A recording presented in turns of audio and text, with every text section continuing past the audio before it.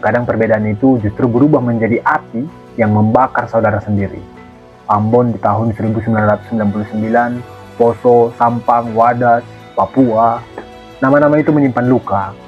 Ketika keberagaman gagal dijaga dan satu Indonesia retak jadi fanatisme, dendam, dan politik kekuasaan, Bhinneka Tunggal Ika diuji, bukan di atas kertas, tapi di tengah nyawa yang melayang karena beda iman, karena beda pandangan, bahkan beda warna kulit.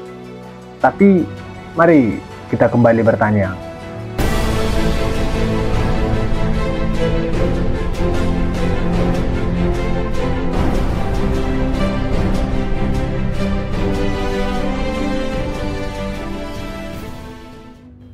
Bhinneka Tunggal Ika, persatuan dalam keberagaman Nusantara. Di ujung timur dunia tersebar lebih dari 17.000 pulau. Mereka tidak seragam, ada yang hidup di atas bukit batu, ada yang menanam padi di sawah basah. Ada pula yang menari dengan topeng kayu saat bulan purnama. Mereka itu berbeda-beda, tapi menyebut dirinya itu adalah satu. Indonesia. Satu bangsa dari satu bahasa, satu tanah air dari ribuan adat, satu cita dari mozaik yang nyaris mustahil disatukan. Tapi pertanyaannya, apa benar kita bersatu karena kehendak, atau hanya karena takut bercerai? Bhinneka Tunggal Ika, Tanhana Dharma Mangra.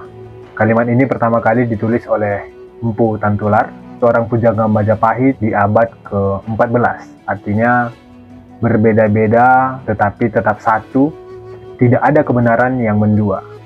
Bukan sembarang kalimat, tapi perlawanan halus terhadap fanatisme. Sebab di waktu itu Hindu dan Buddha hidup berdampingan tapi juga saling curiga. Mpu Tantular merumuskan filsafat hidup Nusantara.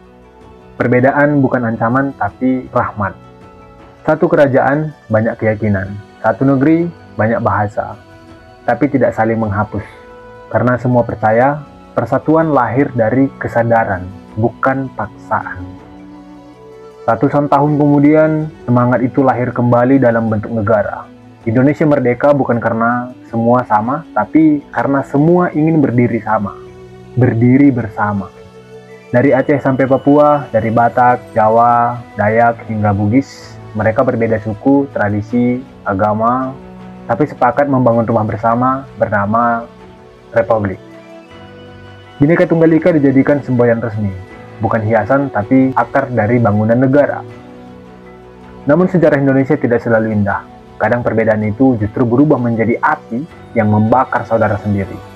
Ambon di tahun 1999, Poso, Sampang, Wadas, Papua, nama-nama itu menyimpan luka. Ketika keberagaman gagal dijaga dan satu Indonesia retak jadi fanatisme, dendam, dan politik kekuasaan, Bhinneka Tunggal Ika diuji, bukan di atas kertas, tapi di tengah nyawa yang melayang karena beda iman, karena beda pandangan, bahkan beda warna kulit. Tapi, mari kita kembali bertanya, apa arti keberagaman kalau hanya dipajang? Apakah kita benar-benar menerima perbedaan? Atau hanya mentoleransi sebatas spanduk dan seremoni?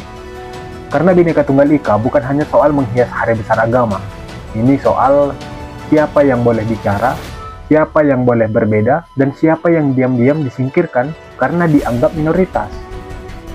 Keberagaman bukan tentang jumlah suku, tapi tentang keadilan untuk semua identitas. Ruang-ruang kelas yang jauh dari Jakarta, anak-anak belajar tentang Pancasila dan semboyan Bhinneka. Tapi di luar, mereka melihat beda perlakuan, beda akses, beda pengakuan, beda peluang. Satu Indonesia, iya, tapi siapa yang menikmati Indonesia itu? Bhinneka Tunggal Ika tidak bisa hidup dalam ketimpangan, karena ketika satu suku dimarginalkan, satu bahasa dipinggirkan, atau satu kepercayaan dicurigai, maka kita sedang mengubur semboyan sendiri. Namun harapan belum padam.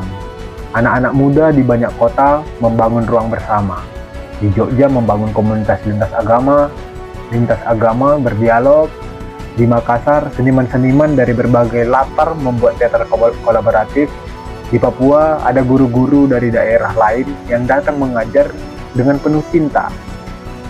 Persatuan bukan slogan, tapi perjuangan harian. Dan dari mereka, Bhinneka Tunggal Ika kembali bernyawa. Berbeda-beda, tetapi tetap satu. bukan berarti semua harus sama. Bukan berarti satu bahasa mendominasi, satu budaya menguasai, atau satu tafsir yang disakralkan. Indonesia akan bertahan bukan karena kita menyingkirkan perbedaan, tapi karena kita berani hidup berdampingan dengan penuh hormat. Bhinneka Tunggal Ika itu bukan warisan masa lalu, tapi kompas menuju masa depan. Karena hanya dengan merawat keberagaman, kita bisa menjadi bangsa yang utuh, bukan rapuh dalam topeng persatuan semu.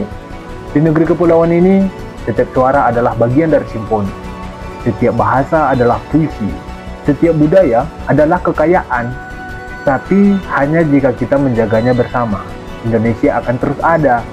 Bukan sebagai negara yang kebetulan ada, tapi sebagai rumah yang disadari, sebagai rumah yang dipilih, sebagai rumah yang diperjuangkan. Bhinneka Tunggal Ika adalah janji yang harus terus kita penuhi. Harus.